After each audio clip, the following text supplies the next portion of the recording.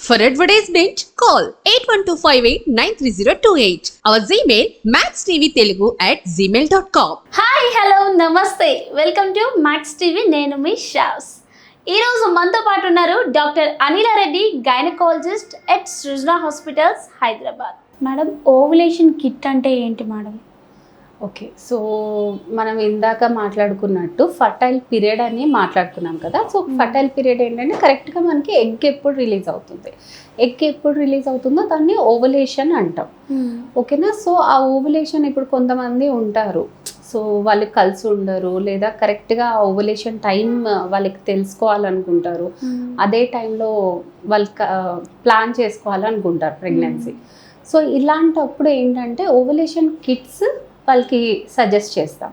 ఇదేంటంటే pregnancy kit లాగే ఉంటుంది. ఒక 5 స్ట్రిప్స్ టు 5 to 6 స్ట్రిప్స్ వస్తాయి ఓవులేషన్ కిట్లో. సో దీన్ని ఎప్పుడు చేసుకోవాలంటే ఇందాక మనం మాట్లాడుకున్నట్టు ఓవులేషన్ ఎప్పుడు వస్తుంది, లాస్ట్ పీరియడ్ నెక్స్ట్ పీరియడ్కి 14 days ముందు వస్తుంది. ఈ ఓవులేషన్ కిట్ ఎప్పుడు స్టార్ట్ చేయాలంటే లాస్ట్ పీరియడ్కి 17 days ముందు. ఓకేనా. సో 17 days ముందు నుంచి మనం దాన్ని ఓవులేషన్ కిట్లో టెస్ట్ చేసుకుంటూ ఉండాలి. అండ్ ఏ టైంలో చేసుకోవాలంటే ప్రెగ్నెన్సీ మనం అర్లీ మార్నింగ్ యూరిన్ శాంపుల్ అని చెప్తాం, కానీ దీనికి ఏంటంటే మధ్యాహ్నం పూట బెటర్. సో మనకి ఎల్హెచ్ అనే ఒక హార్మోన్ రిలీజ్ అవుతుంది ఓవులేషన్ టైంలో. ఆ ఎల్హెచ్ అనే హార్మోన్ మన యూరిన్లో ప్రెసెంట్ ఉందా లేదా అని చూసుకోవడానికి చేసేదే ovulation kit test. Okay.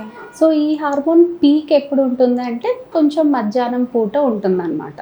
So maximum ఒక 11 to 4 లోపల చేసుకోండి అమ్మా అని చెప్తాం.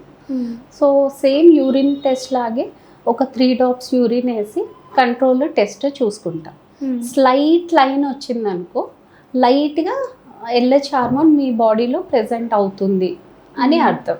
అస్సలు రాలేదంటే ఇంకా మీ ఓవులేషన్ పీరియడ్ దగ్గరికి రాలేదు అని అర్థం. లేదు రెండు ఒకటే కలర్ వచ్చినాయి, డార్క్ కలర్, అప్పుడు మీది ఓవులేషన్ అవుతుంది, అయ్యింది, పీక్ స్టేజ్లో ఉంది అని దాని అర్థం అనమాట. సో దీన్ని బట్టి ఇప్పుడు 2 లైన్లు రాలేదు, అప్పుడు ఏంటి అంటే కిట్ బాగాలేదు, ఇన్వాలిడ్ అనమాట. ఓకేనా. సో అలా చూసుకోవాలి. సో ఒక 5 స్ట్రిప్స్ ఉంటాయి, లైట్గా వచ్చినప్పుడు నెక్స్ట్ డే లేకపోతే ఇంకొక రోజు ఆగి మళ్ళీ చూసుకుంటే 2 డార్క్ లైన్స్ వచ్చినాయంటే that is your ovulation period. And ఖచ్చితంగా అదే రోజు కలవాలా అంటే ఎగ్ 24 hours to 48 hours ఉంటుంది, ఒకరోజు ముందు ఒకరోజు తర్వాత అయినా ఇబ్బంది ఏం లేదు. ఓకేనా.